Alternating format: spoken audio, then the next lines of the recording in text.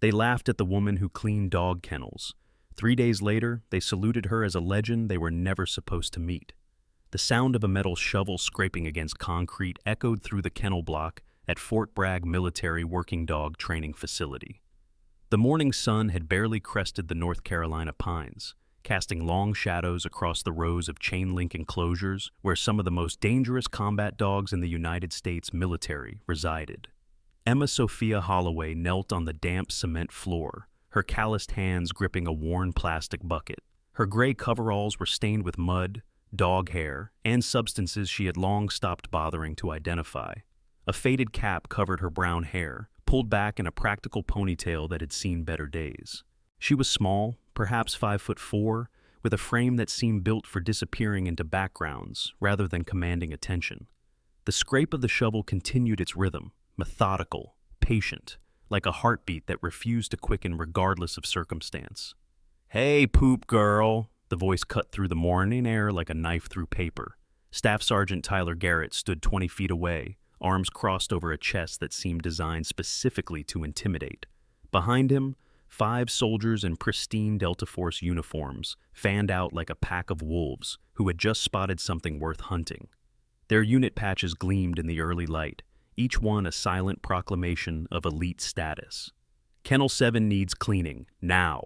We need space for the new dog shipment." Emma did not turn around. Her shovel continued its work, scraping waste into the bucket with the same measured pace it had maintained before the interruption. Garrett's jaw tightened. He was not accustomed to being ignored, particularly not by someone he considered several rungs below him on every ladder that mattered. At 32, he had spent a decade building a reputation as one of Delta's most aggressive operators, a man who solved problems through force and intimidation in equal measure. The thought that a kennel worker, a woman no less, would dare to dismiss his presence was something his ego could not process. "You deaf?" He stepped closer, combat boots crunching on gravel. "Or maybe you just don't understand English." A laugh rippled through the group behind him. Corporal Megan Lawson, the only female in the Delta contingent, crossed her arms and let her gaze travel slowly over Emma's stained coveralls. Her expression carried the particular disdain of someone who had clawed her way into an elite unit and now looked down on anyone who had not achieved the same. "Leave her alone, Garrett." The voice came from Sergeant Lucas Brennan, who stood slightly apart from the group. His tone carried discomfort rather than conviction, the words of someone who knew something was wrong but lacked the courage to fully commit to opposition. "Leave her alone?" Garrett's laugh was sharp and humorless. "The only job women should have in this army is cleaning up waste and making coffee. Looks like she's already got one covered." Emma rose slowly from her crouch. For the first time since the confrontation began, she turned to face them. Her eyes, a shade of gray that seemed to absorb light rather than reflect it, swept across each face in sequence. No anger flickered in that gaze. No fear trembled at its edges. There was only observation, cold and clinical, like a sniper assessing targets through a scope. In that fraction of a second, something shifted in Brennan's perception.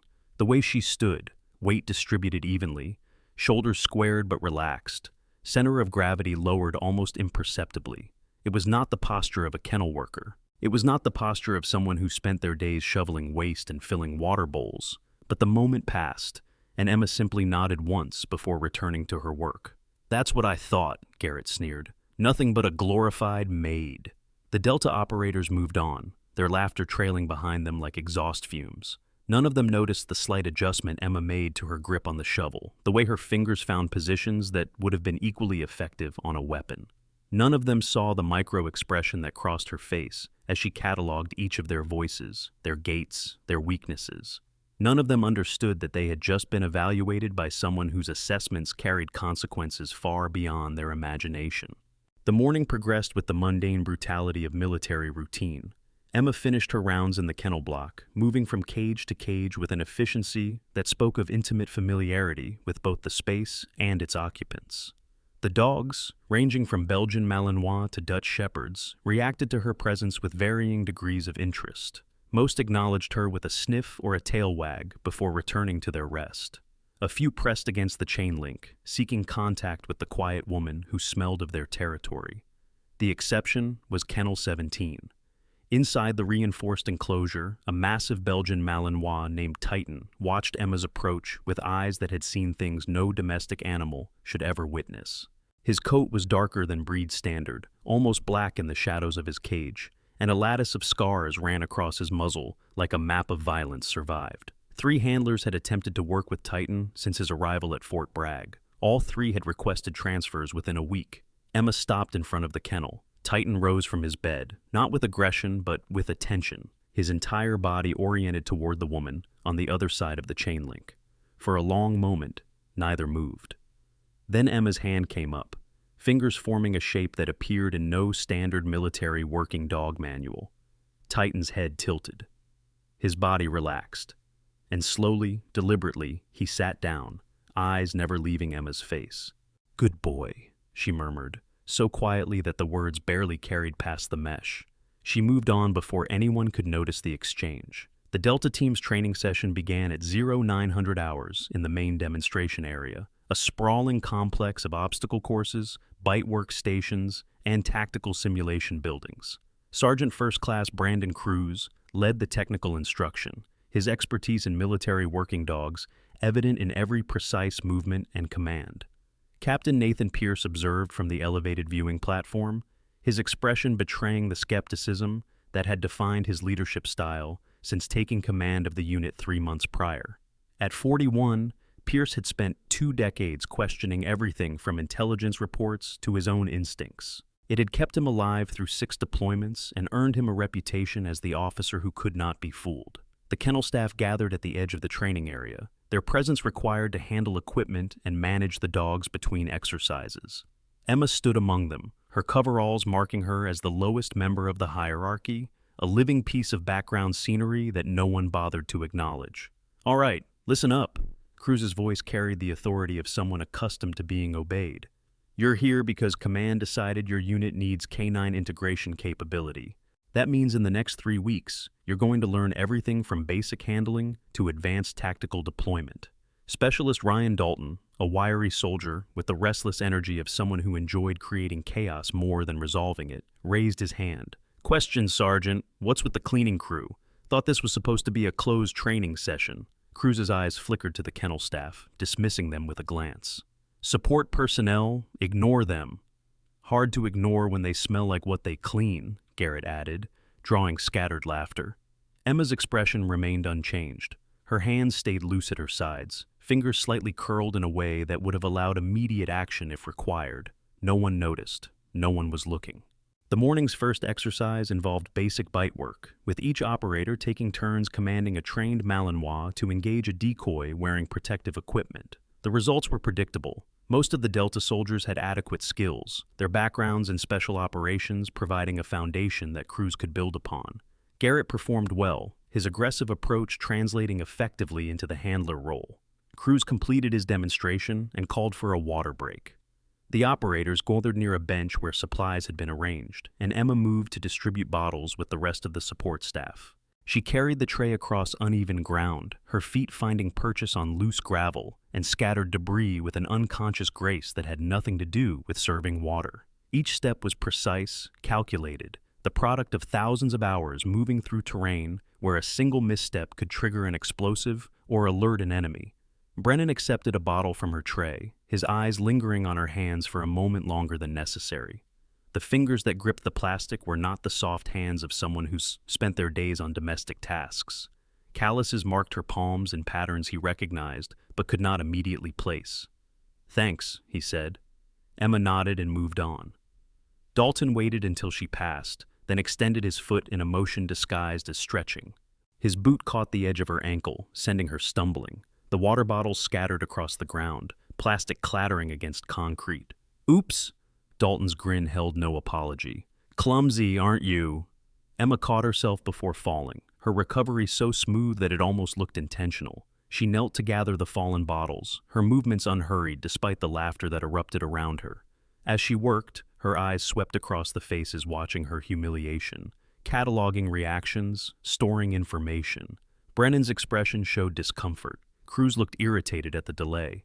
Pierce watched from the platform, his gaze analytical. Garrett laughed the loudest, and in the corner of her vision, Emma noted something else. Colonel Victor Ashford had emerged from the administration building. He stood at the edge of the training area, hands clasped behind his back, his attention fixed on the scene unfolding before him. When his eyes met Emma's, something passed between them, a communication that lasted less than a second, but carried the weight of shared knowledge. Then Ashford turned and walked away without a word. Emma finished collecting the bottles and rose to her feet. Her coveralls had acquired new stains from the ground, but her expression remained as unreadable as it had been from the first moment of the confrontation. "Water distribution is apparently a challenge," Megan Lawson observed, her voice carrying the particular sweetness of someone who enjoyed watching others fail. "Maybe she should stick to the kennels. The kennels require more skill than you might think."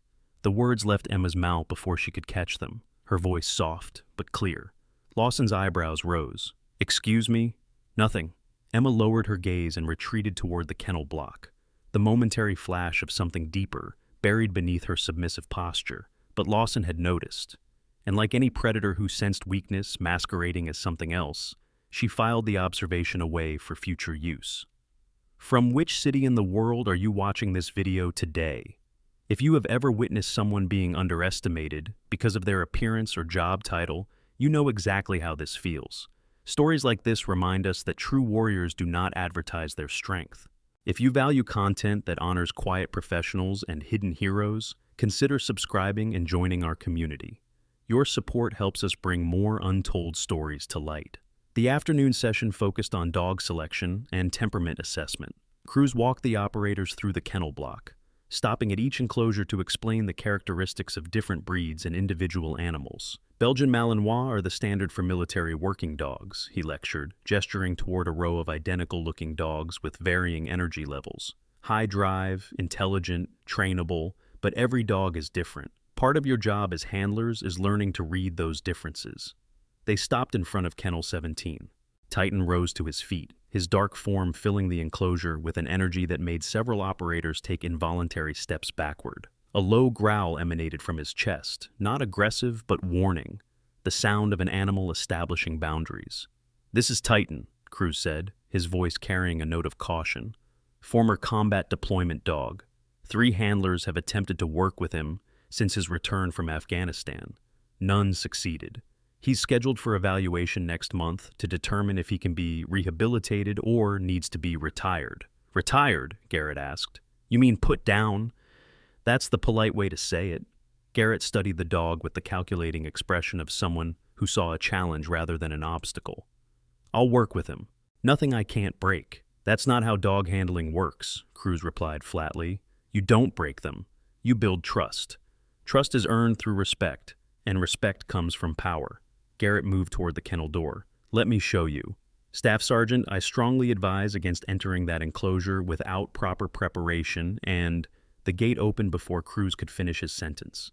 Garrett stepped inside, his posture radiating the confidence of someone who had never encountered a problem he could not solve through aggression.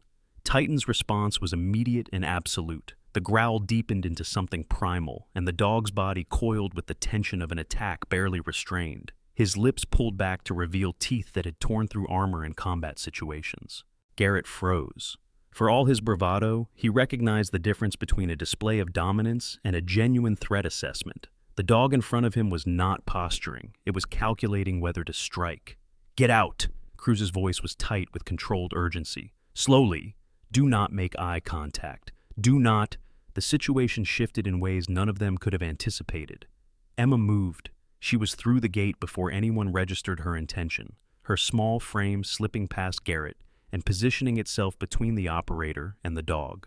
Her hand came up, fingers forming that same strange configuration she had used earlier, and a sound emerged from her throat, low and rhythmic, almost like a hum. Titan's attention shifted.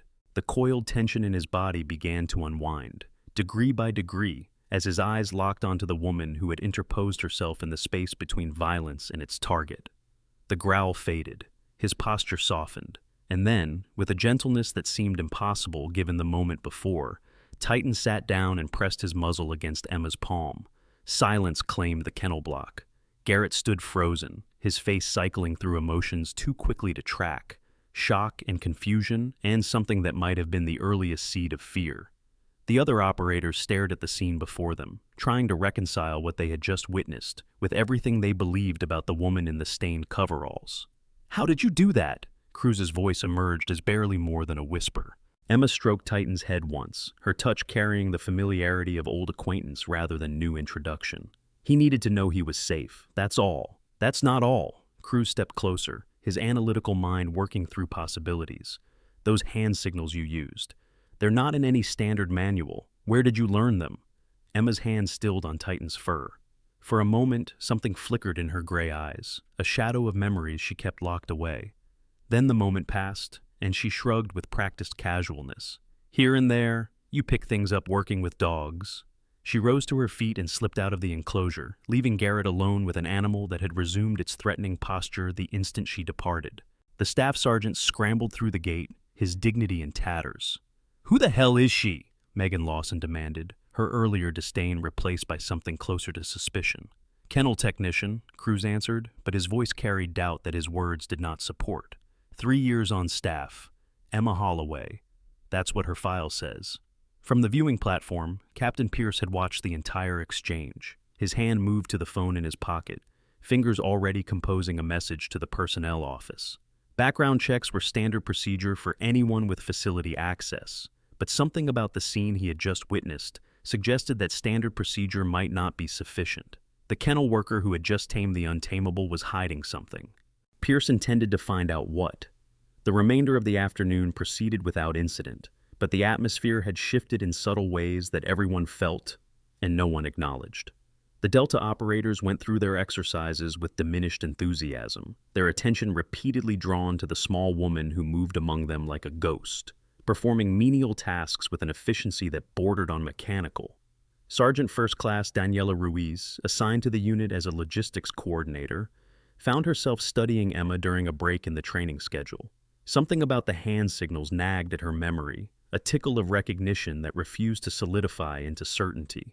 She had spent 8 years in military intelligence before transferring to her current position, and those years had taught her to notice discrepancies. The signals Emma had used were not random gestures. They were structured, intentional, part of a system, and systems left traces that could be identified. Ruiz made a mental note to review the classified databases she still had access to. Somewhere in those files, she suspected she would find an explanation for what she had witnessed. As the sun began its descent toward the tree line, Master Sergeant Frank Coleman emerged from the administrative building. At 63, with 30 years of military service behind him, Coleman had retired from active duty 5 years prior, but remained on staff as a civilian consultant. His weathered face carried the lines of someone who had seen too much and remembered all of it. They called him Dusty, a nickname earned during a sandstorm in the Gulf War that had nearly cost him his life. Now he walked with a slight limp, the legacy of a wound that had ended his field career, but his eyes retained the sharpness of a man who missed nothing. He stopped at the edge of the training area, his gaze sweeping across the assembled personnel until it found Emma. For a long moment, he simply watched her work, the smallest hint of a smile playing at the corners of his mouth. Then he turned and limped toward his office, pulling out his phone as he walked. The number he dialed connected on the second ring. "It's Coleman," he said quietly. "She's here." "And she's still got it." The voice on the other end asked a question. "No," Coleman replied. "Not yet, but it won't be long. These Delta boys don't know what they're dealing with." He paused, listening. "Understood. I'll keep you posted." He ended the call and slipped the phone back into his pocket, his expression settling into the practiced neutrality of someone who had kept secrets for longer than most of these soldiers had been alive. The game was proceeding exactly as planned. Evening brought a change in routine. The operators were scheduled for a classroom session on canine medical care, conducted by Dr. Catherine Wells, the facility's chief veterinarian. The kennel staff was expected to attend as well, ostensibly to improve their ability to recognize signs of illness or injury in the animals they tended. Emma took a seat at the back of the room, her position allowing her to observe both the instructor and the reactions of the Delta team without drawing attention to herself. The operators filled the front rows, their postures carrying the studied casualness of men who believe themselves above the subject matter. Dr. Wells was a precise woman in her early 40s, with silver-streaked hair and the unflappable demeanor of someone accustomed to handling creatures far more dangerous than human egos. She clicked through slides showing common injuries and their treatment protocols, her voice steady and informative. Gunshot wounds to extremities can often be treated in the field if you have the proper training and equipment, she explained, pointing to an image of a dog's leg wrapped in bandaging. The key is controlling blood loss and preventing infection until the animal can be evacuated to a proper facility. Brandon Cruz raised his hand. What about chemical exposure? We've had situations where canine units encountered residue from explosive materials. Wells nodded appreciatively. Excellent question.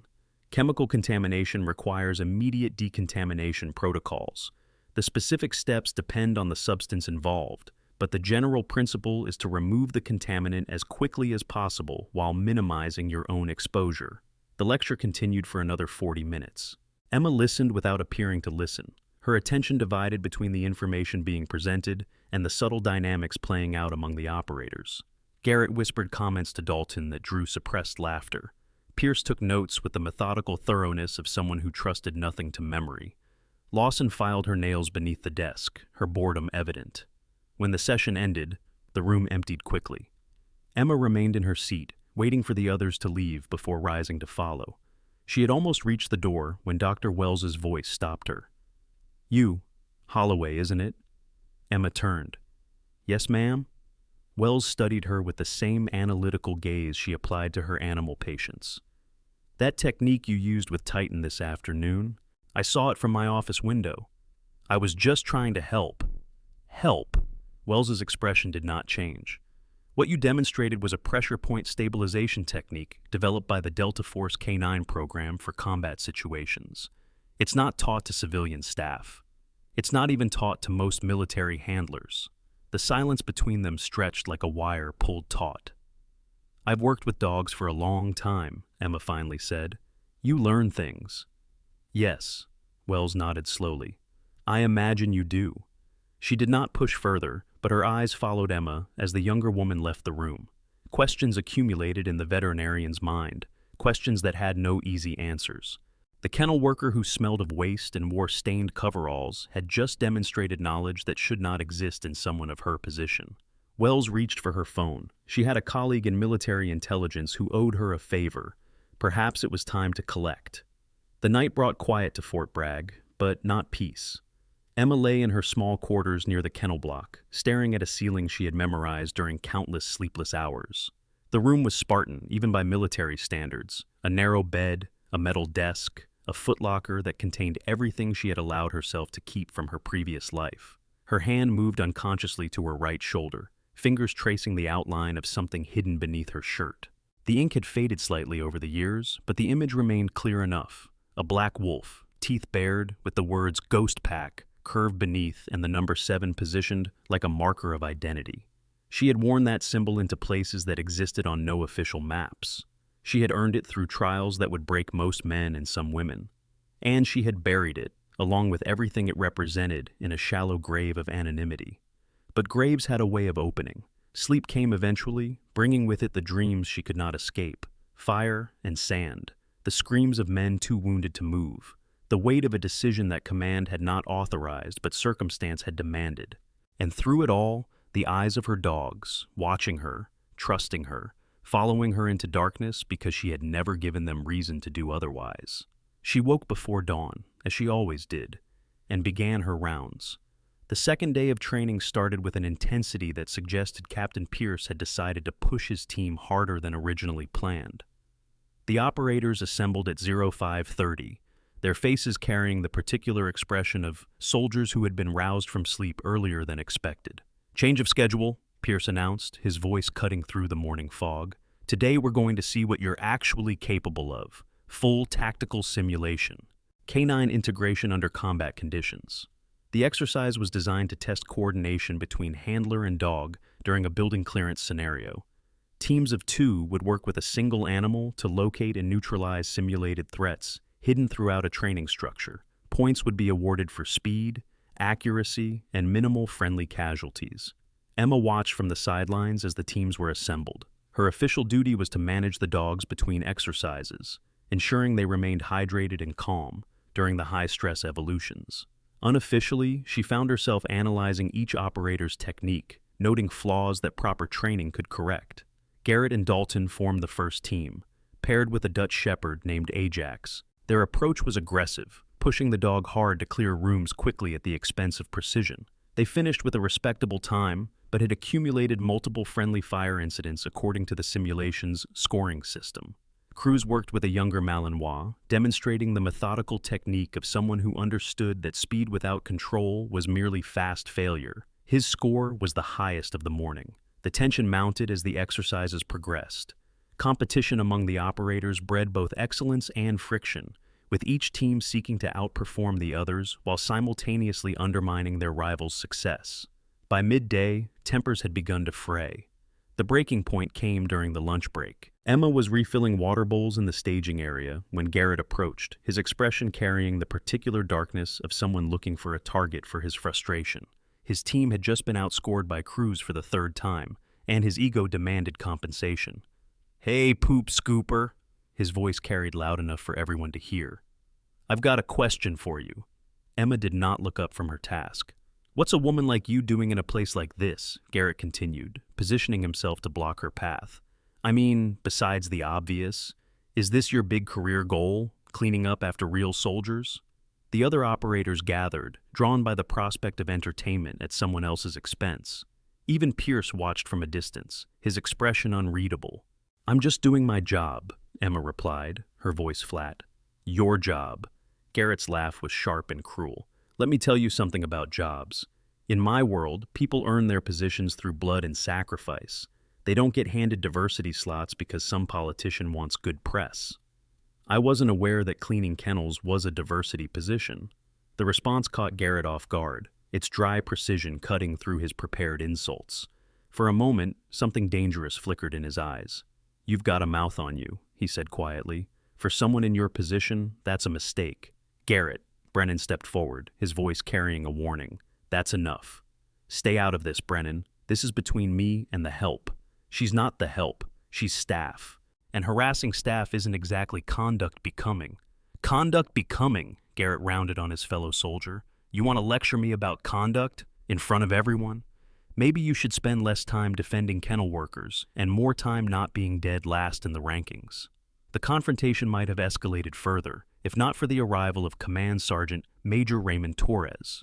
At 58, Torres carried himself with the particular authority of someone who had spent 3 decades turning raw recruits into soldiers and soldiers into leaders. His uniform bore the insignia of commands that most operators only heard about in rumors, and his eyes held memories that he shared with no one. The effect of his presence was immediate. Conversations ceased, postures straightened. Even Garrett's aggression subsided into sullen compliance. Torres walked past the assembled soldiers without acknowledging them, his attention fixed on the staging area where Emma continued to fill water bowls as if nothing had happened.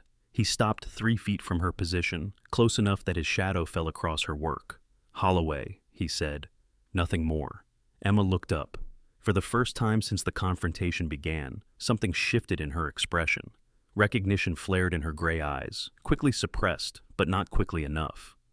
"Sergeant Major," she replied. Torres studied her face for a long moment. Then, without another word, he turned and walked toward the administrative building, pulling out his phone as he went. The exchange had lasted less than 10 seconds, but Pierce had observed every nuance. The kennel worker knew the Command Sergeant Major. More importantly, the Command Sergeant Major knew her, and whatever that connection was, it had nothing to do with cleaning dog waste. His earlier background check had turned up nothing unusual. Emma Holloway, hired as a kennel technician 3 years ago, no prior military service listed, no security clearances on file, a ghost in the system, invisible and unremarkable. But ghosts, Pierce knew, were often the most dangerous things in any operation. He made another call to the personnel office. This time, he requested files that required a higher clearance level than standard inquiries allowed. The afternoon brought a new challenge. Cruz had designed an exercise specifically to test advanced handling skills, requiring operators to direct their dogs through a complex obstacle course, while maintaining communication via hand signals only. No verbal commands would be permitted. Standard military working dog signals are based on the Army Field Manual, Cruz explained, demonstrating each gesture for the assembled team. Sit, stay, come, attack, release. These are the foundations. Master these, and you can handle any situation. The operators practiced their signals with varying degrees of success. Garrett, predictably, grew frustrated when his dog failed to respond to his aggressive gestures. Lawson discovered an unexpected aptitude for the subtlety required. Pierce observed and took notes. Known as he always did. Emma watched from the equipment station, her hands occupied with sorting leashes and harnesses. But her attention was fixed on the training area, and anyone who looked closely would have noticed that her fingers moved in unconscious sympathy with each signal being taught. The exercise began. One by one, operators attempted to guide their assigned dogs through the course. Times were recorded, errors were noted, tempers flared and subsided in the rhythm of competition. When it came time for a demonstration of ideal technique, Cruz stepped forward with his preferred working dog, a scarred Malinois named Reaper. His hand signals were crisp and precise, drawing the animal through the obstacles with machine-like efficiency. "That's the standard," Cruz announced as he finished. "Any questions?" Garrett's hand went up. "Yeah, I've got one. Can the kennel girl do it?" The question brought scattered laughter and more than a few uncomfortable glances. Cruz's expression hardened. "This exercise is for qualified handlers only, Staff Sergeant." "Why? Scared she'll embarrass us?" Garrett grinned, sensing an opportunity to regain lost status at Emma's expense. "I mean, if she can calm down Titan, she should be able to handle a simple obstacle course, right?" The logic was flawed but effective. Cruz found himself trapped between protocol and the pressure of an audience eager for entertainment. He looked to Pierce for guidance. The captain's expression gave nothing away. "Holloway," he called out, "you want to try?" Every eye turned to the woman in the stained coveralls. Emma set down the leash she had been sorting and walked to the starting position, her pace unhurried. Her face remained unreadable, but somewhere behind those gray eyes, calculations were being made. She could refuse. A kennel technician had every right to decline participation in a training exercise designed for special operations personnel. No one would blame her. Most would forget the incident within hours. But somewhere in the crowd, Brennan watched with hope he did not understand. And somewhere in the administrative building, Torres watched through a window, his weathered face betraying nothing of his thoughts. Emma reached for Titan's leash. A murmur swept through the assembled soldiers. Of all the dogs available, she had chosen the one that no handler could control. The one that had nearly attacked Garrett in the kennel. The one that was scheduled for evaluation because he was considered too dangerous to work with. "Are you sure about that choice?" Cruz asked, his voice tight. Emma did not answer. She unclipped Titan's leash from the holding station and led him to the starting line. The dog moved beside her with the focused attention of an animal who had found something worth following. "Whenever you're ready," Cruz said. Emma's hand came up.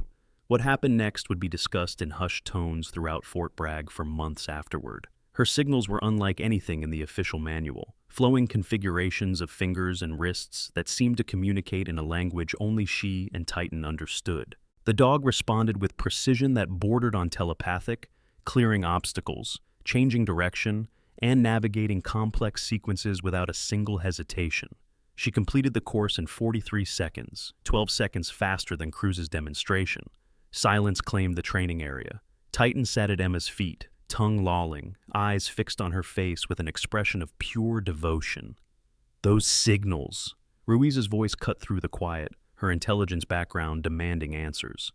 "They're not in any manual I've ever seen." "Where did you learn them?" Pierce added, stepping closer. Emma stroked Titan's head once before answering. "Like I said, you pick things up working with dogs. That's not an answer. It's the only one I have." She handed Titan's leash to Cruz and walked away, leaving behind a training area full of soldiers who had just witnessed something they could not explain. The kennel worker who cleaned waste and filled water bowls had just outperformed every elite operator on the field, and not one of them understood how. The confrontation Emma had been avoiding came that evening, in the quiet hour between dinner and lights out. Dalton had been drinking, his judgment impaired by alcohol, and the humiliation of watching his entire unit outclassed by someone they had dismissed as insignificant. He found her in the kennel block, performing her evening rounds with the same methodical efficiency that characterized everything she did. "Hey," his voice slurred slightly at the edges, "need to talk to you." Emma did not stop her work. "Training hours are over. If you have questions about dog handling, speak to Sergeant Cruz." "I don't have questions about dogs." Dalton moved closer, his posture aggressive despite the unsteadiness of his feet. "I have questions about you." "Not sure what you mean." "Don't play dumb." He grabbed her arm, spinning her to face him. Who are you really? Because kennel workers don't move like you move. They don't know what you know. Emma's eyes dropped to the hand gripping her arm. When she looked up again, something had shifted in her expression. The submissive kennel worker who had endured insults and humiliation for 2 days was gone. In her place stood someone else entirely, someone whose gaze carried the cold promise of consequences. "Remove your hand," she said quietly. "Or what?" The answer came in motion rather than words. Emma's arm rotated against Dalton's grip, her smaller frame somehow finding the leverage to break his hold. Before he could respond, she had stepped inside his guard, her palm pressed against his chest in a position that could become a strike with barely any additional force. The entire sequence took less than 2 seconds. Dalton stumbled backward, his intoxicated mind struggling to process what had happened. "What the—" I said training hours are over. Emma's voice remained level, but her stance had changed, weight distributed for action rather than retreat. "If you want to discuss this further, we can arrange a formal session with witnesses. Otherwise, I suggest you return to your quarters and sleep it off." He stared at her for a long moment, his alcohol-fueled aggression warring with the sudden recognition that he had drastically miscalculated. Then, without another word, he turned and walked away. Emma watched him go. Only when he had disappeared around the corner did she allow herself to release the breath she had been holding. Her cover was slipping. Each interaction peeled back another layer of the identity she had constructed, revealing glimpses of something that should have remained buried. If she was not more careful, the questions would multiply until even her carefully constructed background could not withstand scrutiny. But careful had never been her strong suit, and some masks, once cracked, could never be fully restored. The night passed in restless dreams. Morning brought rain, sheets of water that turned the training ground into a muddy obstacle course, and forced the scheduled exercises indoors.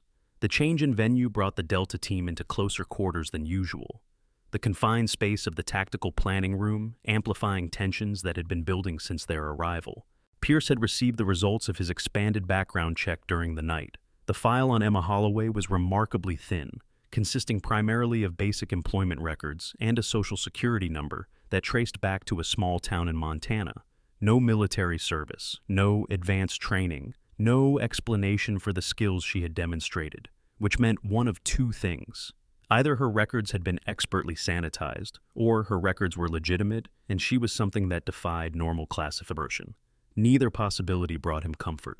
"Sergeant Cruz," he said during the morning briefing, "I want a full skills assessment of all support staff today. If we're going to integrate canine operations into our unit, I need to know exactly what resources are available." Cruz's eyebrows rose. "Support staff, sir? That's not standard protocol." "Consider it an unofficial evaluation. Off the record." The implications were clear. Pierce wanted to push Emma into situations that would either confirm or deny his suspicions. If she was merely a talented kennel worker with an unusual gift for dog handling, the assessment would show nothing remarkable. If she was something else, the pressure might force her to reveal more than she intended. The assessment began at 1000 hours. The support staff gathered in the indoor training facility, their confusion evident. Most had expected to spend the rainy day performing routine maintenance tasks, not participating in exercises normally reserved for operational personnel. "We'll start with basic fitness standards," Cruz announced, clipboard in hand. "Nothing extreme, just want to get a baseline." The tests were simple enough. Timed runs, basic obstacle navigation, standard military fitness protocol. The support staff performed as expected, their scores reflecting the physical demands of their civilian positions. Emma's turn came last. She approached the starting line with the same measured pace that characterized all her movements. Rain drummed against the facility's metal roof, creating a rhythmic backdrop to the tension building in the room. "Whenever you're ready," Cruz said. She completed the fitness test in times that would have qualified her for special operations candidacy. Not exceptional by Delta standards, but far beyond what any kennel technician should have achieved. Cruz marked the results on his clipboard without comment. Pierce watched from the observation area, his expression giving nothing away. "Next section," Cruz announced. "Basic tactical knowledge. Again, nothing formal. Just want to see what everyone knows." The questions were designed to trip up anyone without military training. Formation terminology, radio protocol, basic combat maneuvers. The support staff stumbled through with the awkward uncertainty of civilians exposed to a world they did not understand. Emma answered with careful imprecision. Her responses were technically correct, but delivered with hesitation, as if she was reaching for knowledge that should not have been readily available. It was a performance, Pierce realized, a deliberate attempt to appear less competent than she actually was. But performances had tells, and Pierce had been reading tells for longer than most of his soldiers had been alive. "Holloway," he called out, interrupting the assessment. "One more question, off script." Emma's posture shifted almost imperceptibly. "Sir? Belgian Malinois, average bite force in PSI?" A standard piece of information that any experienced dog handler would know. Emma should have answered immediately, without hesitation. Instead, she paused. Her eyes flickered to something only she could see, and for just a moment, the mask slipped. 328 PSI, she answered, though individual variation can push that significantly higher in combat-trained animals. Titan's documented bite force during his last evaluation was 412 PSI, which places him in the 98th percentile for the breed. The specificity of the response exceeded anything Cruz had included in his training materials. It reflected knowledge that came not from manuals or secondhand education, but from direct personal experience. "Thank you," Pierce said quietly. "That will be all." The assessment ended shortly afterward, but the questions it raised would continue to multiply. Emma had revealed too much. Her carefully constructed facade had developed cracks that could not be patched with simple explanations. The endgame was approaching. She could feel it in the changing atmosphere of the base, in the suspicious glances that followed her movements, in the quiet conversations that ceased when she entered a room. The only question remaining was whether the revelation would come on her terms or someone else's. The answer arrived that afternoon in the form of specialist Amy Chen. Emma had noticed her in the crowd during the skills assessment, a young woman whose Asian features and compact frame marked her as an anomaly among the predominantly male, predominantly white operators. Chen had watched the proceedings with an intensity that went beyond mere curiosity, her eyes tracking Emma's every movement with the particular attention of someone searching for confirmation of something suspected. Now, as Emma sorted equipment in the supply room, Chen appeared in the doorway. "Hi," she said. Her voice carried the manufactured casualness of someone who had rehearsed an opening line. "I'm Amy. We haven't really met." "No," Emma continued her work. "We haven't. I wanted to say thanks for what you did with Titan yesterday. It was impressive." "Just doing my job." Chen stepped into the room, closing the distance between them. Her next words came out barely above a whisper. "I know who you are." Emma's hands stilled on the leash she had been coiling. The temperature in the room seemed to drop by several degrees. "I don't know what you mean." August 2017, Helmand Province. I was a combat support specialist attached to a forward operating base when the assault came. Chen's voice trembled with emotion. She was struggling to control. "We were overrun. 12 of us got separated from the main force, wounded, trapped. Command ordered withdrawal. We were supposed to be left behind." The silence stretched between them, heavy with shared memory. "But someone didn't follow orders," Chen continued. "Someone held a position for 9 hours with nothing but 4 dogs and enough ammunition to arm a small militia. Someone saved 12 lives that day, including mine." Emma turned slowly to face the younger woman. The mask she had worn for 3 years was crumbling, piece by piece, and she lacked the energy to maintain its remnants. "The army buried that operation," she said quietly. "There are no official records, no commendations, no evidence it ever happened." "I know." Tears had begun to stream down Chen's face. "I know because they made us sign papers, non-disclosure, national security, but I never forgot. I never forgot the woman who refused to let us die. Amy, I joined the K9 program because of you. I requested this assignment because I heard rumors you might be here, and when I saw you in that kennel, when I saw the way you moved, the way Titan responded," she took a shuddering breath, "I had to know for sure." Footsteps in the corridor announced approaching company. Chen wiped her eyes quickly, composing herself with the discipline of someone accustomed to hiding emotion. "Don't worry," she said. "Your secret's safe. I had to tell you that what you did mattered, that it made a difference." She was gone before Emma could respond, slipping past Master Sergeant Coleman as he entered the supply room. Dusty watched her go, his weathered face revealing nothing. Then he turned to Emma with an expression that mixed concern with something else, something that might have been admiration. "Getting complicated," he observed. It was always complicated. True enough. He moved to close the door behind him, ensuring privacy. I got word from command. They're accelerating the timeline. Torres and Ashford want to move up the evaluation. How soon? Tomorrow. Pierce's background checks are getting too close. Another day or two, and he'll have enough questions to request a formal inquiry. Emma leaned against the shelving, suddenly exhausted. 3 years of anonymity, 3 years of careful invisibility, and now it was all unraveling because a group of elite operators had decided that a kennel worker made a convenient target for their frustrations. "I'm not ready," she said. "You've been ready for 3 years, Dusty countered. "You just didn't want to admit it. That's not the same thing." "No." He moved closer, his voice softening. "But it's close enough. Emma, those soldiers out there, they're good at what they do. Some of them might even be exceptional. But none of them understand what it really means to be a handler, what it costs. And you think I can teach them? I think you're the only one who can." He paused, his eyes distant with memories of his own. "Your father would have said the same thing." The mention of her father sent a jolt through Emma's carefully maintained composure. "You knew him." "I trained under him. Ghost Pack, first generation. Before the name was official, before anyone understood what we were building." Dusty's voice carried decades of weight. "He used to say that the dogs weren't weapons. They were family, and family doesn't abandon each other, no matter what the orders say." He was wrong. The words emerged sharper than Emma intended. Family can be lost. Family can be buried in foreign soil with nothing but a classified marker to show they existed. "Is that what you think happened?" Dusty shook his head slowly. "Emma, your dogs didn't die because of your choices. They died because they chose, just like you taught them. Just like your father taught you." The conversation was interrupted by a commotion from the training area. Shouting voices, the bark of agitated dogs, the sound of something going very wrong. They reached the facility in time to witness chaos. One of the training dogs, a 2-year-old Malinois named Storm, had broken free during an exercise and was now loose in the confined space. The animal's behavior was erratic, possibly triggered by the stress of the indoor environment or some other factor the handlers had failed to anticipate.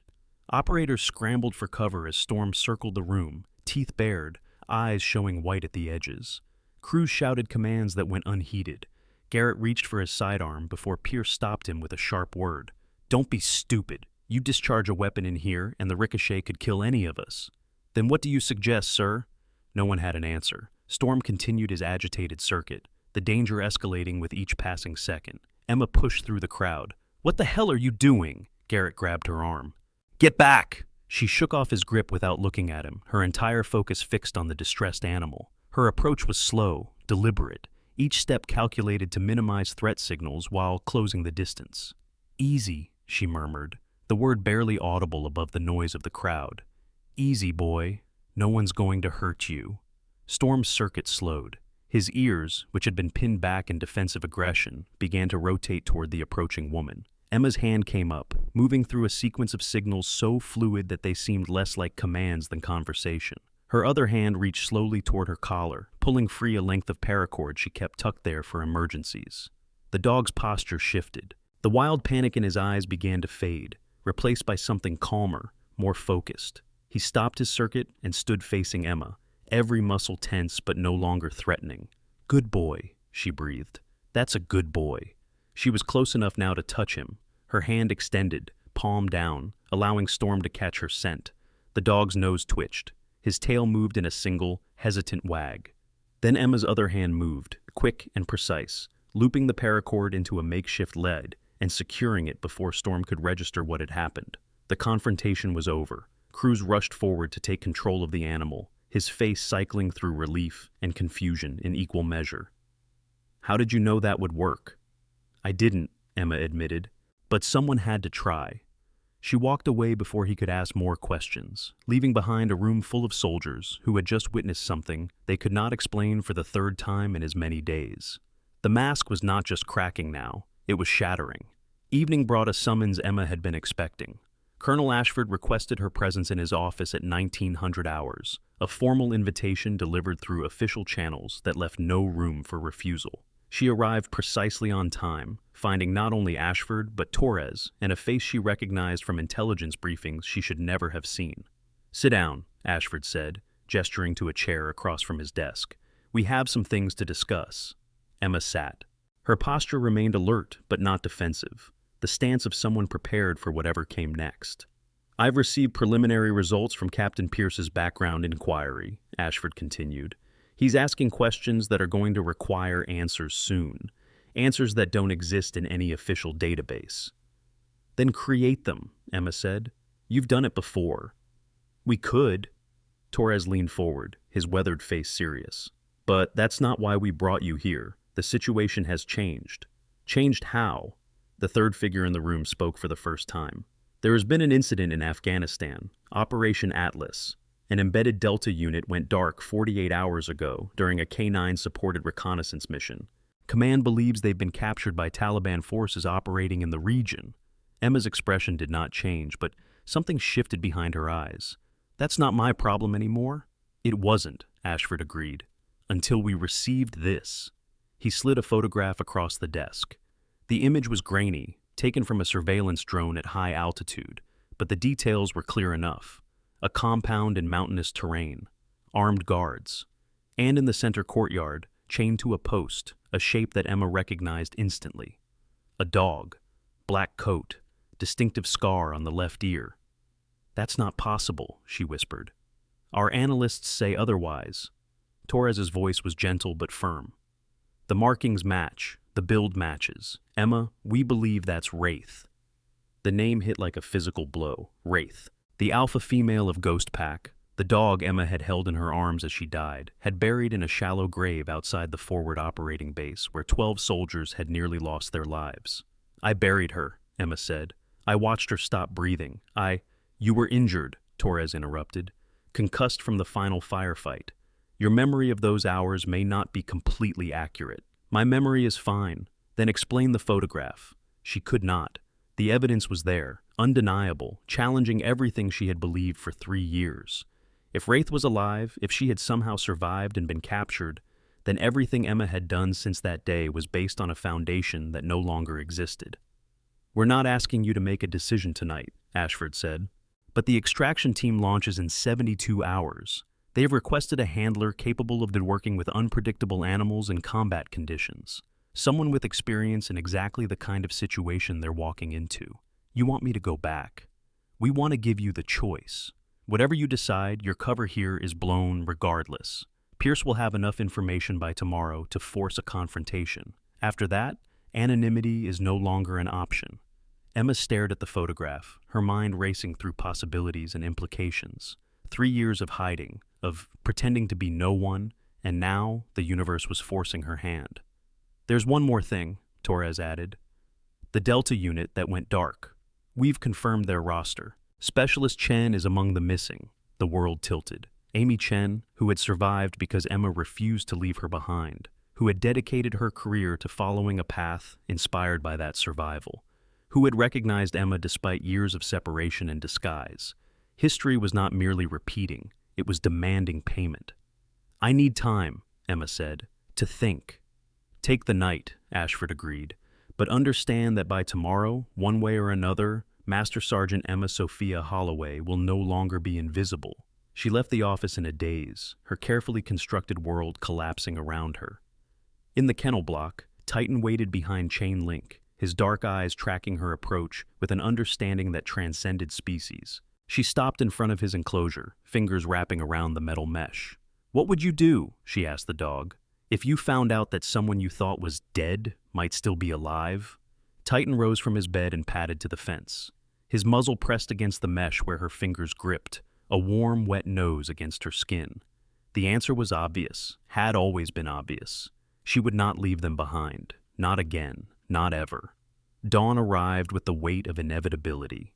Emma had not slept, spending the hours instead in quiet communion with the dogs she had come to know over 3 years of voluntary exile. Each enclosure held a story, each animal a life that had been shaped by human hands for purposes both noble and terrible. They were weapons, yes, but they were also family. Her father had understood that. She had learned it the hard way. The morning training session began at 0600, earlier than usual. Pierce had pushed the schedule forward again, his suspicions demanding resolution that could no longer be delayed. The Delta operators assembled in the outdoor training area, their faces carrying the particular tension of soldiers who sensed something significant approaching without understanding its nature. Emma took her position among the support staff, her coveralls still stained, her posture still submissive. But the performance felt hollow now, a costume that no longer fit the body wearing it. Too many people had seen too much. The questions had multiplied beyond her ability to deflect them. Torres stood at the edge of the training area, his presence a silent announcement that today would be different. Beside him, Colonel Ashford watched the proceedings with an expression that betrayed nothing of the conversation from the previous night. "Change of plans," Pierce announced to his assembled team. "Today's exercise will focus on handler evaluation. Each of you will demonstrate your progress with your assigned canine partner." The operators exchanged glances. The training had been proceeding according to schedule, with evaluations not expected for another week. The acceleration suggested something had changed in ways they did not understand. Cruz began the demonstrations, his methodical approach setting a standard that the others struggled to match. Garrett performed adequately, but without distinction, his aggressive style producing results that were functional rather than exceptional. Lawson surprised everyone with technical precision that exceeded expectations. Brennan worked with a young Malinois named Scout, his patience and calm demeanor producing a partnership that showed genuine promise. Of all the operators, he alone seemed to understand that the relationship between handler and dog was built on trust rather than dominance. The evaluations continued through the morning, each performance adding data to assessments that would shape careers and futures. Emma watched from the sidelines, her role officially limited to equipment management and animal support. But Pierce had other plans. "Holloway," his voice cut through the ambient noise of the training area. "Step forward." The command drew immediate attention. Operators turned, their expressions ranging from curiosity to hostility. Garrett's face twisted into something approaching anticipation, sensing an opportunity for the entertainment he had been denied. Emma walked to the center of the training area, her pace unhurried despite the weight of eyes upon her. "Sir, you've demonstrated unusual capabilities over the past few days," Pierce said, his tone carrying the careful neutrality of someone conducting an interrogation. "Capabilities that don't align with your personnel file. I'm just a kennel technician, sir. Are you?" Pierce circled her slowly, a predator assessing prey. "Because kennel technicians don't complete obstacle courses faster than Delta operators. They don't calm digs that no handler can control. They don't demonstrate knowledge of classified canine protocols." The training area had gone silent. Even the dogs seemed to sense the tension, their ears perked forward in attention. "I've worked with animals my whole life," Emma repeated. "Some skills come naturally." "Natural." Pierce stopped in front of her, close enough that she could see the calculation behind his eyes. "Let's test that theory. Cruz, bring out Titan." A murmur swept through the assembled soldiers. Titan's reputation had only grown since Emma's first demonstration, the story of his aggressive response to Garrett spreading through the unit like wildfire. Cruz hesitated. "Sir, that animal is scheduled for behavioral evaluation. He's not cleared for training exercises." "Consider this part of his evaluation." Pierce's gaze never left Emma's face. "If Miss Holloway can work with him as well as she claims, that information would be valuable for our assessment." The chain link gate opened, and Titan emerged. His dark form moved with the coiled tension of barely restrained violence, eyes scanning the crowd of unfamiliar humans with suspicion that bordered on hostility. When his gaze found Emma, something shifted. The tension remained, but its quality changed, becoming protective rather than aggressive. "Standard obstacle course," Pierce ordered. "Full tactical simulation, no verbal commands." Emma's jaw tightened, almost imperceptibly. The exercise Pierce had designed was not standard evaluation. It was a trap, intended to force her into revealing capabilities that should not exist in someone of her supposed background. But refusing would accomplish nothing except confirming the suspicions already forming in his mind. She took Titan's lead. The course unfolded before them, a gauntlet of obstacles, barriers, and simulated threat targets. Emma's hand rose, fingers forming the first signal, and the world narrowed to the connection between handler and dog. They moved as a single unit. Titan responded to her commands with precision that defied his reputation, navigating obstacles and engaging targets with the focused intensity of an animal who had finally found someone worth following. Each signal flowed into the next, a conversation conducted in silence that spoke louder than any words. The course demanded everything: speed, accuracy, adaptability. Emma provided it all, her body moving with the muscle memory of countless hours spent in training environments far more dangerous than this one. She finished in 37 seconds, a new facility record. The silence that followed was absolute. Pierce stared at the woman before him, his careful composure cracking for the first time since the training had begun. The performance he had just witnessed was not merely impressive, it was impossible, the work of someone with years of advanced handling experience that her file claimed did not exist. "Who are you?" The question emerged as barely more than a whisper. Before Emma could respond, the situation escalated in ways none of them had anticipated. Garrett moved. Later, he would claim that he was simply trying to take control of the situation, to prevent a potential security breach by detaining an obvious imposter.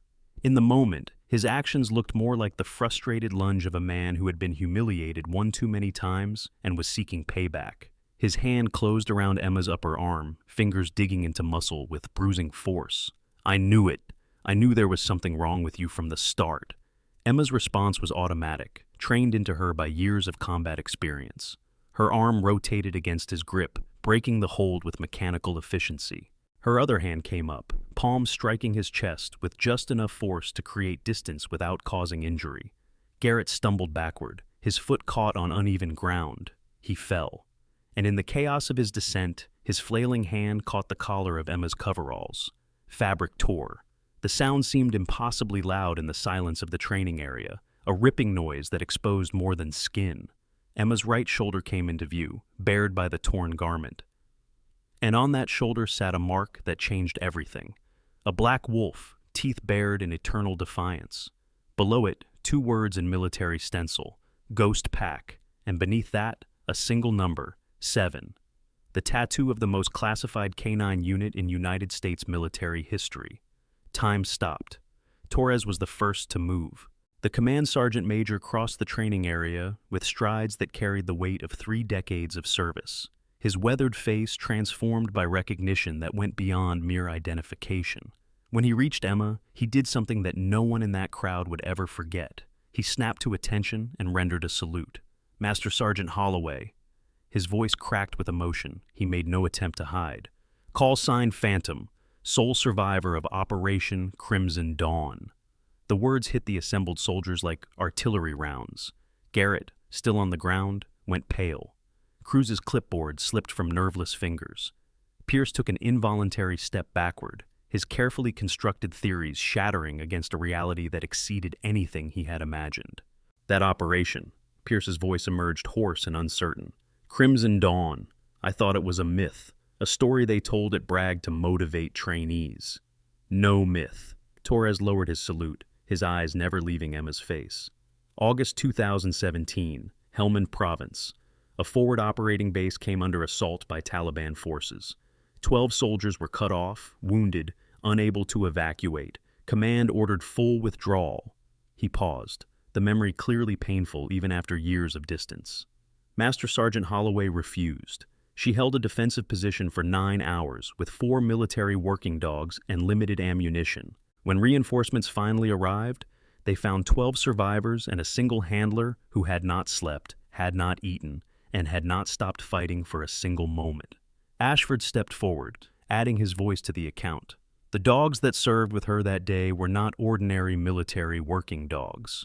They were Ghost Pack, the most advanced canine unit ever developed by the United States military, trained to operate independently, to make tactical decisions without handler input, to protect their assigned personnel at any cost. 4 dogs entered that fight," Torres continued. 4 dogs who had been given the order to withdraw and refused to obey. They stayed because their handler stayed. They fought because she fought. And when the ammunition ran low and the enemy closed in, they formed a perimeter around the wounded soldiers and held it with nothing but teeth and determination. Emma stood motionless, the torn coveralls exposing the tattoo that marked her as something more than she had pretended to be. Memories she had buried surfaced unbidden, images of fire and blood and the faces of dogs who had given everything. "Shadow," she said quietly, the names emerging like a prayer. "Reaper, Storm, Wraith. All four were awarded the K-9 Medal of Valor posthumously, Ashford added. Their handler received the Distinguished Service Cross, classified and sealed by order of the Secretary of Defense.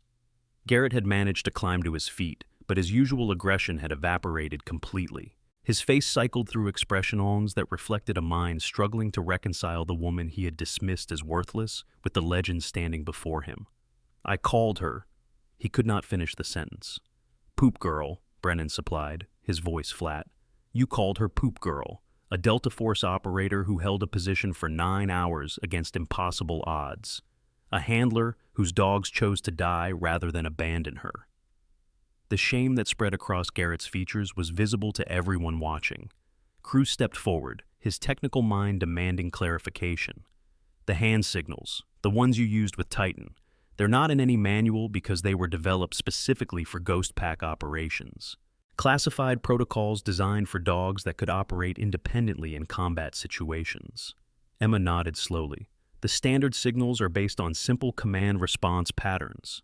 Ghost Pack required something more sophisticated, a language that could communicate tactical information, threat assessment, even emotional state. And you can still use them. The realization struck Cruz with almost physical force. After 3 years of pretending to be no one, you can still communicate with military working dogs at a level that most handlers never achieve. The skills don't disappear. Emma's voice carried exhaustion that went beyond physical fatigue. They become part of you. Like breathing. Pierce found his voice at last. Why? Why hide all of this? Why pretend to be a kennel worker when you could have commanded any K-9 unit in the military? The question demanded an answer that Emma had avoided giving for 3 years. She looked at the faces surrounding her, the mixture of shock and awe and dawning respect, and found that she lacked the energy to maintain her defenses any longer. Because 4 dogs died following my orders, she said simply. Because I buried them in foreign soil, and told myself that I would never ask another animal to make that sacrifice. Because sometimes the weight of what you've done becomes so heavy that the only way to carry it is to become no one at all. The confession hung in the air, raw and honest in a way that military culture rarely permitted. Amy Chen pushed through the crowd, tears streaming down her face. I was one of the 12, she said, her voice thick with emotion. I was wounded so badly that I couldn't move. I watched her fight for 9 hours. I watched those dogs form a wall between us and death. She turned to face the assembled operators, her small frame somehow commanding attention that her rank did not justify. When the enemy finally broke through, when it looked like everything was over, Wraith took a position directly in front of me. She was wounded, bleeding from a dozen places, and she still put herself between me and the threat. Chen's voice broke. That dog saved my life, and this woman trained her to do it. The testimony transformed the atmosphere of the training area. Soldiers who had laughed at Emma's coveralls now stood in uncomfortable silence, their assumptions shattered by truths they had never imagined. Megan Lawson, whose social manipulation had contributed to the harassment, found herself unable to meet Emma's eyes. The queen bee who had looked down on the kennel worker discovered that her throne was built on foundations of ignorance and arrogance. Dalton, remembering his drunken confrontation from 2 nights before, seemed to shrink into himself. The saboteur who had enjoyed causing trouble for someone he considered beneath him now understood that he had been baiting a predator while mistaking it for prey. Brandon Cruz knelt on one knee, a gesture of respect that transcended military protocol. Master Sergeant, I apologize for any disrespect I may have shown. I should have recognized the signs earlier. You did. Emma's response surprised him. You asked questions when others made assumptions. That's more than most. Pierce approached with the careful bearing of someone who had drastically miscalculated and was now attempting to recover. Master Sergeant Holloway, I initiated background checks that could have compromised your cover. Whatever the reason for your anonymity, I may have damaged operational security. The cover was always temporary, Emma replied. Colonel Ashford and Sergeant Major Torres knew my identity from the beginning. My assignment here was never about hiding permanently. This revelation created another ripple of surprise through the crowd. Then why? Garrett managed to ask, his voice smaller than anyone had ever heard it. Why the coveralls? Why the insults? Why let us treat you like that? Emma considered him for a long moment before answering. Because the first test of any handler isn't skill with animals, it's character. How you treat those you consider beneath you reveals everything about who you really are. The implication struck like a blow. The harassment, the mockery, the casual cruelty had all been observed, catalogued, and evaluated. I was sent here to assess which members of your unit are ready for advanced canine integration training, Emma continued. Ghost Pack protocols require handlers who understand that the relationship between human and dog is built on mutual respect, not dominance. Operators who dismiss support staff as worthless will dismiss their canine partners the same way. Ashford stepped forward to address the group. What Master Sergeant Holloway has described is accurate. Her mission here was twofold. First, to evaluate your unit for potential inclusion in the new Ghost Pack program. Second, to determine whether the operational concepts developed during the original program can be taught to a new generation of handlers. The original Ghost Pack was disbanded after Crimson Dawn, Torres added. The dogs were considered too valuable to risk in future operations. But the methods, the training protocols, the relationship between handler and animal, those survived, in one person. Every eye turned to Emma. You're the only one who knows how to create Ghost Pack handlers, Pierce realized. That's why you're here, not just to evaluate us, but to determine if the program can be rebuilt. Can it? The question came from Brennan, who had listened in silence throughout the revelation. Emma looked at him, seeing something in his expression that she had not encountered since the loss of her original team. Hope. Genuine, unguarded hope that perhaps the skills she carried could be passed on.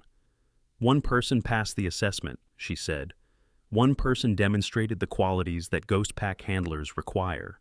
She reached into the pocket of her torn coveralls and withdrew an object that gleamed in the morning light. A challenge coin, silver and worn, bearing the image of a wolf and the number 7. Sergeant Brennan, she extended the coin toward him. You were the only one who defended me from the beginning. Not because you knew who I was, but because you believed that everyone deserves basic respect, regardless of their position. Brennan accepted the coin with hands that trembled slightly. I don't understand. I'm not the best handler in the unit. My scores are nowhere near the top. Scores measure skill. They don't measure character. Emma's gaze swept across the assembled operators. Ghost Pack dogs don't follow handlers because of technical proficiency. They follow handlers who earn their trust, who treat them as partners rather than tools. The words carried weight that transformed their meaning. Every operator present understood that they were witnessing something significant. The birth of a new chapter in a story they had not known existed. Titan chose that moment to act. The massive Belgian Malinois had remained at Emma's side throughout the confrontation, his dark eyes tracking every movement with protective attention. Now, he rose from his position and padded across the training area, his trajectory taking him directly toward Brennan.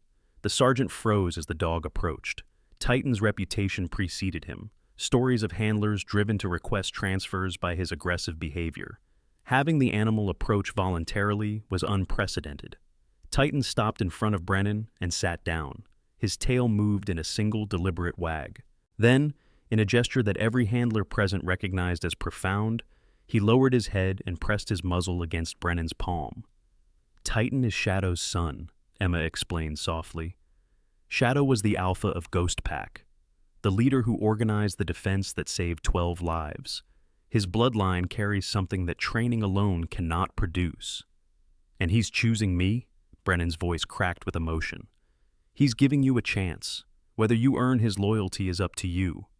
The moment stretched, filled with implications that would reshape careers and lives. Then Brennan knelt beside the dog, one hand resting gently on Titan's scarred muzzle, and something passed between them that words could not capture. Dusty Coleman emerged from the crowd, his weathered face carrying a smile that had not appeared in years. Well done, Phantom. Your father would be proud. Emma turned to face the old man, the mention of her father stirring emotions she had long suppressed. You knew him. Trained under him, Ghost Pack, first generation, before anyone understood what we were building. Coleman's eyes grew distant with memory. He used to say that the dogs weren't weapons. They were family, and family doesn't abandon each other, no matter what the orders say. He was right. The admission cost Emma something, a final piece of the armor she had constructed around her grief. I spent 3 years running from that truth, pretending that if I became no one, the weight of what happened would somehow lighten. Did it? No. She looked at the soldiers surrounding her, at the dogs waiting in their kennels, at the legacy her father had begun and she had inherited. But hiding never lightens anything. It just delays the reckoning. The gathering began to disperse as the reality of what they had witnessed settled into understanding. Operators who had mocked Emma now maintained respectful distance, their assumptions replaced by something closer to reverence. Those who had shown her kindness found themselves elevated in ways that protocol did not recognize, but everyone understood. Garrett approached last, his massive frame somehow diminished by the weight of his shame. He stopped several feet from Emma, unable to close the remaining distance. "Master Sergeant," the words emerged rough and uncertain. "I don't know what to say. I spent 3 days treating you like dirt. I thought you were beneath me. You thought I was what my uniform told you I was. That's no excuse." No, Emma's agreement offered no comfort. "It's not. But it's also the first honest thing you've said since you arrived at this facility." Garrett swallowed beard. "Is there any way I can fix this? Earn a second chance?" The question hung between them, carrying implications that extended far beyond personal redemption. Emma studied his face, looking for something beneath the surface of his shame. "Second chances exist," she said finally, "but they're earned through action, not words. I've seen what you are when you think no one important is watching. Changing that will require more than apology. What would I need to do? Start by understanding why you treated me the way you did. Then make certain you never treat anyone else that way again. Not because of who they might turn out to be, but because of who you want to become." The advice was not forgiveness, but it was something, a path forward for someone willing to walk it. As Garrett withdrew, Pierce approached with formal bearing. "Master Sergeant Holloway, given the revelation of your identity and expertise, I formally request your guidance in restructuring our K-9 training program. Whatever happened before, your knowledge is too valuable to waste." "The request is noted, Captain. But my immediate mission has changed." Emma's expression shifted, the instructor giving way to the operator. "Last night, I received intelligence that requires immediate action." "The Atlas situation," Pierce nodded grimly. "We've been briefed on the missing unit." "Then you know that Specialist Chen is among the captured, the same soldier who survived Crimson Dawn because 4 dogs and 1 handler refused to leave her behind." The implication was clear. History was demanding a response, and Emma Sophia Holloway was not someone who ignored such demands. Ashford joined the conversation, his authority settling over the group. "An extraction team is being assembled. Master Sergeant Holloway has been requested as primary handler for the K-9 component." "Requested by whom?" Pierce asked. "By me." Torres stepped forward. "The situation requires someone with experience in exactly the scenarios they'll encounter, someone who can work with animals under combat stress, someone who has already proven that she will not leave soldiers behind." The statement carried weight that silenced any objection. "When do you deploy?" Brennan asked, his hand still resting on Titan's head. 72 hours. Preparation begins immediately." Emma turned to face the assembled group one final time, her bearing transformed from kennel worker to combat operator in ways that redefined everything they thought they understood. "For those who wondered why I chose to remain anonymous, I hope today provided answers. Sometimes the heaviest burdens are carried in silence, and sometimes the most important work is done by people no one notices." She paused, her gray eyes sweeping across faces that had changed in their perception of her over the course of 3 remarkable days. "For those who will continue the K-9 program after I leave, remember this. The dogs do not care about your rank, your unit patch, or your accomplishments. They care about who you are when no one is watching. Earn their trust honestly, and they will follow you into any darkness. Betray that trust, and no amount of training will save you." The words settled into memories that would be repeated for years to come, a lesson delivered by someone who had paid the highest price for its truth.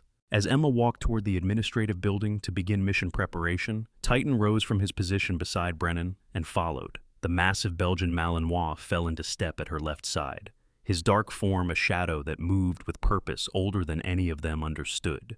The Ghost Pack handler had returned to service, and somewhere in Afghanistan, soldiers waited for rescue that only she could provide. The command center buzzed with activity as the extraction operation took shape. Maps covered every surface, satellite imagery displayed on screens, communications equipment humming with encrypted traffic. Emma stood at the center of it all, transformed from anonymous kennel worker to tactical coordinator in the space of hours. The plan was complex. Taliban forces had moved the captured Delta team to a compound in the mountains, a position that offered natural defensive advantages and limited approach options. Standard extraction would require significant force that might arrive too late for prisoners whose value decreased with each passing hour. But there was another way. Ghost Pack protocols included provisions for independent canine insertion, Emma explained to the assembled team. Dogs trained to infiltrate positions, locate targets, and prepare the ground for handler follow-up. You're proposing to send dogs in ahead of the main force? Pierce's skepticism was evident. I'm proposing to send myself in ahead of the main force, with canine support. Emma pointed to the compound's schematic. The guards are watching for human signatures. They're not watching for animals. A single handler with a trained dog can reach positions that a full team cannot. That's suicide. Garrett's objection surprised everyone, including himself. Even with Ghost Pack training, one person against that kind of opposition is exactly what worked at Crimson Dawn. Torres cut off the protest. Master Sergeant Holloway has done this before, successfully. The debate continued. Tactical considerations weighed against operational reality. In the end, Command approved a modified version of Emma's proposal. She would insert with a small advance element, using Titan to scout the approach and identify guard positions. The main extraction force would follow once the way was clear. The night before deployment, Emma visited the kennel block one final time. Titan waited in his enclosure, his dark eyes reflecting understanding that transcended species. He knew what was coming. He had always known. Last time I did this, 4 of my dogs didn't come home. Emma's voice was barely audible. The words meant only for the animal before her. I've spent 3 years running from that memory, telling myself that I would never ask another partner to take that risk. Titan pressed against the chain link, his muzzle seeking contact with her hand. But running doesn't change anything, does it? The mission still exists. The people still need help. And the only one who can provide it is the person who stopped believing she could. She opened the enclosure and knelt beside the massive Belgian Malinois, her arms wrapping around his scarred neck in an embrace that carried 3 years of suppressed grief. Your father was the bravest dog I ever knew. He taught me that courage isn't about not being afraid. It's about being afraid and acting anyway. She pulled back, meeting Titan's eyes with determination that had finally found its purpose. Tomorrow, we're going to bring our people home, whatever it costs. Titan's response was a single lick across her face, a gesture of acceptance and commitment that sealed their partnership. The Ghost Pack was rising again. Dawn brought the helicopter that would carry Emma and Titan toward destiny. The advance team assembled on the flight line, their faces carrying the particular focus of soldiers preparing for combat. Brennan was among them, his request to join the operation approved despite his limited experience. You don't have to do this, Emma told him as they loaded equipment. The extraction doesn't require additional handlers. Yes, it does. Brennan's voice carried conviction that his training had not provided. You spent 3 days teaching us what it really means to work with these animals. I'm not going to let you go alone. The helicopter lifted off as the sun crested the horizon, carrying them toward a future that remained uncertain. Below, Fort Bragg receded into distance, taking with it the anonymous life that Emma had constructed and would never reclaim. Ahead lay Afghanistan, a captured team, and the ghost of a dog that might still be alive. The mission details blurred together in the hours that followed. Insertion under cover of darkness, movement through terrain that punished every step. The constant vigilance required when operating in hostile territory, where any shadow might conceal death. Titan moved ahead, his senses extending their awareness far beyond human capability. Each pause communicated information, each gesture told a story of threat or safety that Emma translated through the years of partnership with animals who spoke this silent language.